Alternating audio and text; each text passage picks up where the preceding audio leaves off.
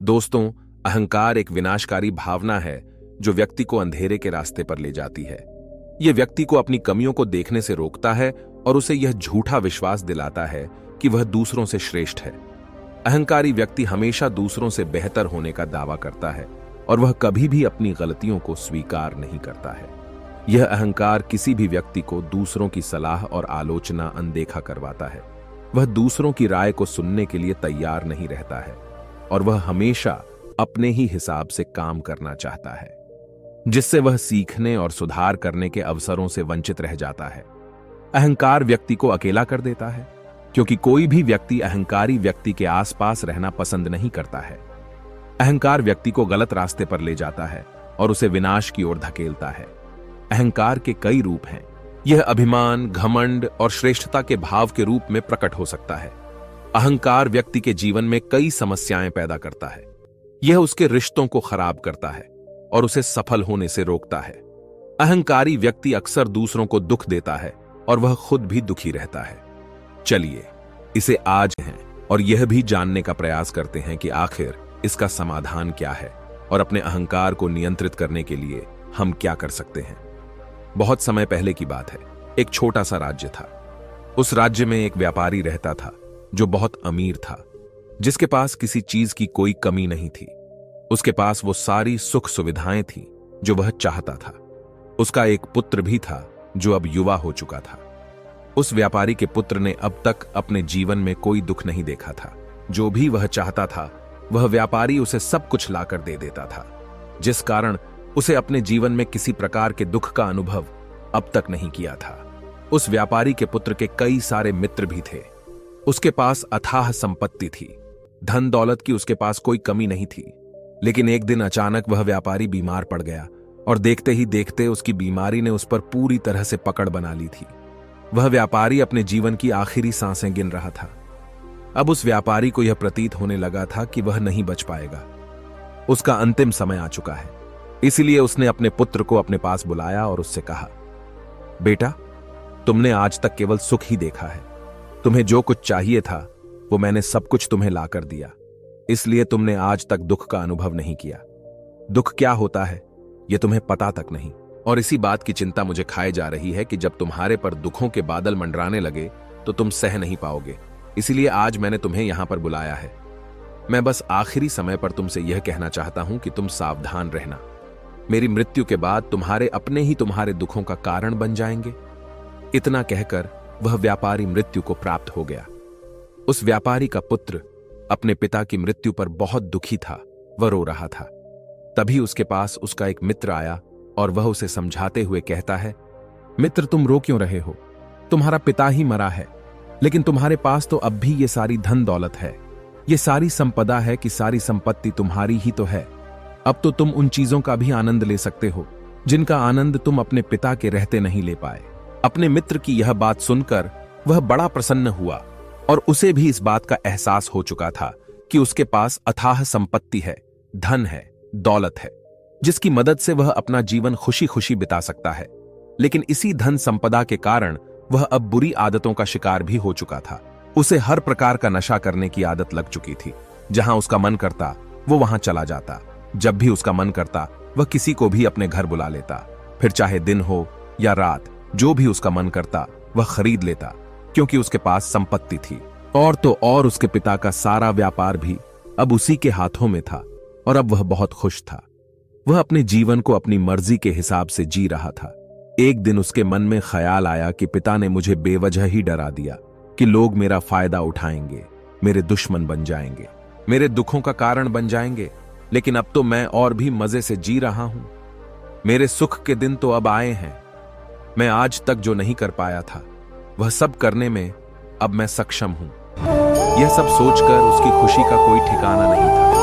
वह बहुत खुश था। तभी एक दिन उस राज्य में एक बहुत बड़ा अस्पताल का निर्माण हो रहा था और इस अस्पताल के निर्माण के समय पर एक घोषणा करवाई गई कि जो भी इस अस्पताल के लिए सबसे अधिक दान देगा उसका नाम उस अस्पताल के एक पत्थर पर स्वर्ण अक्षरों में लिखा जाएगा। जब उसके मित्र ने यह बात सुनी तो वह दौड़ा दौड़ा उसके पास आया और उसे सारी बात बता दी। तब उस व्यापारी के पुत्र ने यह तय किया कि वह अस्पताल को सबसे बड़ा दान देगा और उस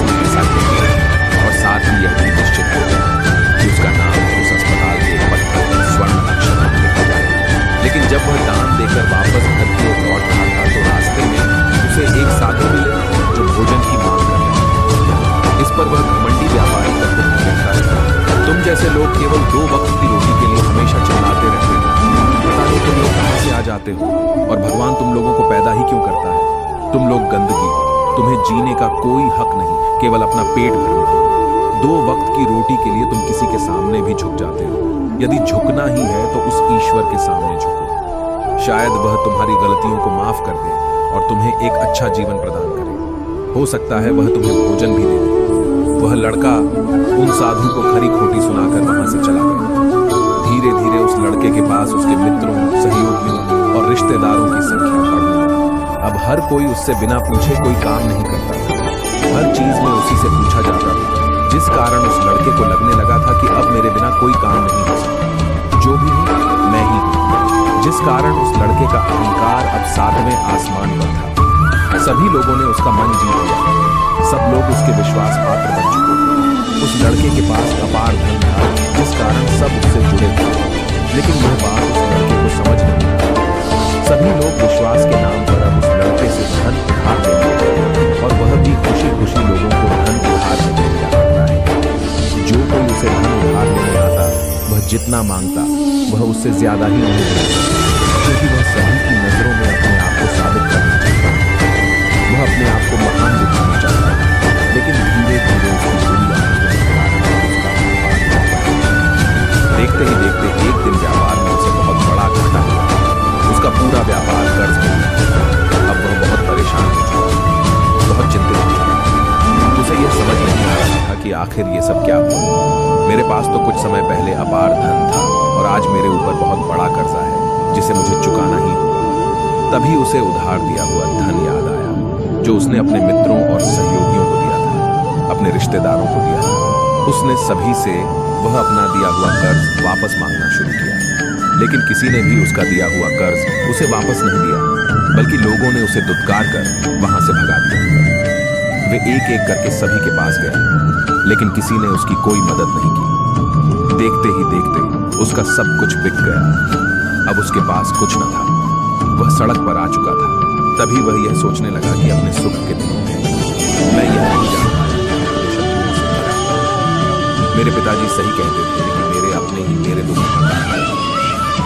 पिताजी आपका नहीं, लेकिन मैं आपकी बातों को समझ नहीं पाया और आज देखिए क्या हो।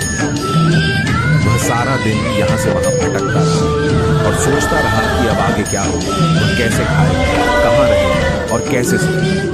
उसे अपने पिता की याद सता रही थी। वह उन्हें याद कर करके रो रहा था। उसकी आंखों से आंसू बह रहे थे, लेकिन अब बहुत देर हो चुकी और तभी उसने सोचा जहां पर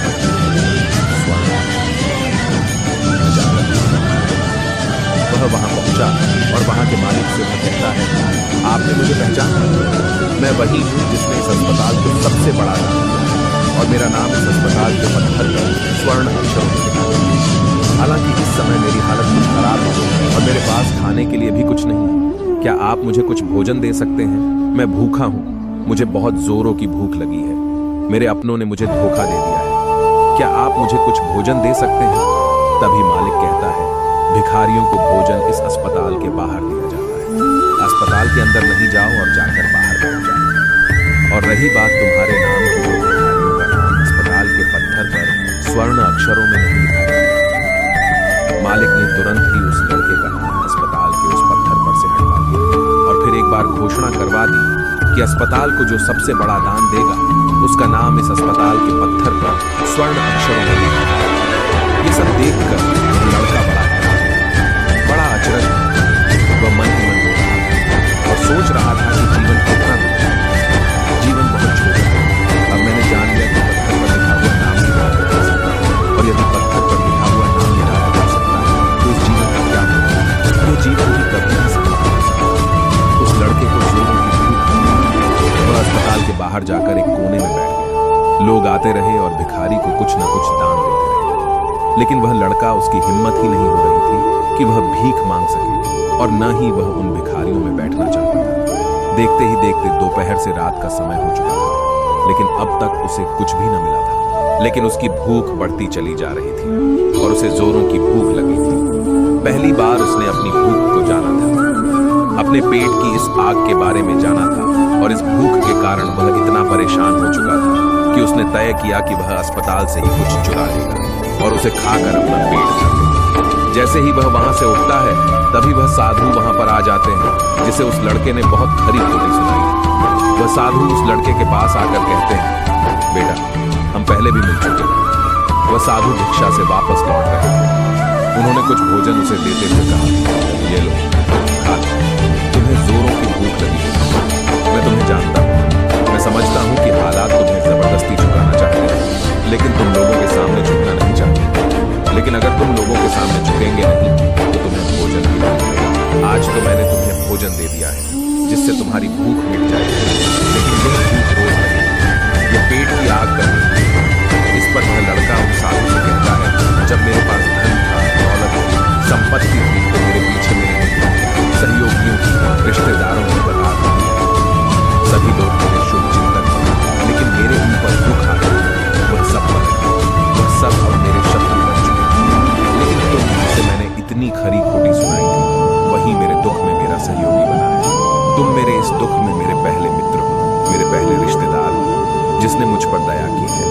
मैं तो अपने आप को बहुत बड़ा समझता था, लेकिन देखो इस वक्त की मार ने मुझे कहां से कहां पहुंचा दिया। आज मैं इस बात को अच्छी तरह समझ चुका हूं कि धन से बड़ा कोई मित्र नहीं। इतना कहकर उस लड़के ने भोजन किया और उसने पहली बार भोजन के सुख का आनंद उठाया। उसके हाथ कांप रहे थे, वह जल्दी जल्दी उस भोजन को समाप्त करना चाहता था, जल्दी जल्दी उसे चबा लेना चाहता था और उसकी आंखों से झरझर आंसू भी बह रहे थे। उसे ऐसा प्रतीत हो रहा था मानो आज से पहले ऐसा लजीज भोजन उसने आज तक न किया। भोजन करते वक्त जो अनुभव से प्राप्त हुआ, ऐसा अनुभव उसे आज तक नहीं मिला। तभी वह साधु से कहता है, ये कैसा हुआ? मैं इस दुख में भी इस भोजन की संतुष्टि का अनुभव कर पाऊं। तभी वह साधु कहते हैं, जहां संतुष्टि होती है वहां सुख का अनुभव होता है। लेकिन सावधान, संतुष्टि बहुत खतरनाक है। जब संतुष्टि हमारी आवश्यकताओं, हमारी इच्छाओं से ऊपर उठ जाती है, तब यह दुख के दर्शन ही हमें कराते। आज जो भोजन तुम कर रहे हो, ऐसा भोजन यदि तुम्हें पहले प्राप्त होता तो तुम इसे छूते रहते, लेकिन आज इसी भोजन को करके तुम्हें संतुष्टि मिलती। लेकिन जब तुम्हारे पास धन था, दौलत थी, तब तुमने इससे भी अच्छा भोजन किया होगा, लेकिन तब तुम्हें संतुष्टि नहीं मिली होगी, वह सुख प्राप्त नहीं हुआ होगा जो तुम आज अनुभव कर रहे हो। लेकिन सावधान, अगर ऐसा ही भोजन तुम्हें रोज मिलता रहे तो तुम और भी अच्छे भोजन की कामना करने लगोगे और इसी कामना की संतुष्टि के लिए तुम्हारे मन में दुख पैदा होगा। और जब तुम अपने मन की इस कामना की संतुष्टि कर दोगे तो तुम्हें सुख भी प्राप्त होगा, लेकिन यह सुख आएगा और चला जाएगा। और जब तुम्हारे जीवन में इसी प्रकार के भोजन हमेशा आते रहेंगे और जाते रहेंगे तो तुम किसी और कामना, किसी और इच्छा की ओर आगे बढ़ने लगोगे। तब तुम किसी और इच्छा की पूर्ति करना चाहोगे, तुम किसी और इच्छा की संतुष्टि करना चाहोगे, और जब वह इच्छा पूरी नहीं होगी, जब तुम्हें संतुष्टि नहीं मिलेगी तो तुम्हें दुख होगा, तकलीफ होगी, पीड़ा होगी, और यह श्रृंखला ऐसे ही आगे बढ़ती चली जाएगी। लेकिन जब तुम्हारे पास धन था, दौलत थी, तब तुमने इससे भी अच्छा भोजन किया होगा, लेकिन तब तुम्हें संतुष्टि नहीं मिली होगी, वह सुख प्राप्त नहीं हुआ होगा जो तुम आज अनुभव कर रहे हो। लेकिन सावधान, अगर ऐसा ही भोजन तुम्हें रोज मिलता रहे तो तुम और भी अच्छे भोजन की कामना करने लगोगे, और इसी कामना की संतुष्टि के लिए तुम्हारे मन में दुख पैदा होगा। और जब तुम अपने मन की इस कामना की संतुष्टि कर दोगे तो तुम्हें सुख भी प्राप्त होगा, लेकिन ये सुख आएगा और चला जाएगा। और जब तुम्हारे जीवन में इसी प्रकार के भोजन हमेशा आते रहेंगे और जाते रहेंगे तो तुम किसी और कामना, किसी और इच्छा की ओर आगे बढ़ने लगोगे। तब तुम किसी और इच्छा की पूर्ति करना चाहोगे, तुम किसी और इच्छा की संतुष्टि करना चाहोगे, और जब वह इच्छा पूरी नहीं होगी, जब तुम्हें संतुष्टि नहीं मिलेगी तो तुम्हें दुख होगा, तकलीफ होगी, पीड़ा होगी, और यह श्रृंखला ऐसे ही आगे बढ़ती चली जाएगी। तुम हमेशा सुख के पीछे भागोगे, लेकिन दुख तुम्हारे पीछे यूं ही भागता रहेगा। तुम सुख को पकड़ना चाहोगे तो तुम्हें पकड़ना चाहेगा। इसी प्रकार यह प्रक्रिया यूं ही निरंतर चलती रहेगी। तभी साधु अपने थैले में से एक सोने की थैली निकालकर उस लड़के के हाथ पर रख देता है। तभी वो लड़का उस साधु से कहता है, हे महाराज, आपके पास इतना धन कहां से आया? आप तो एक बैरागी हैं। तभी वह साधु उस लड़की से कहता है कि धन तुम्हारा ही है। उस दिन जब तुम मुझे खरी खोटी सुनाकर अपने घर की ओर आगे बढ़ रहे थे, तभी तुम्हारी जेब से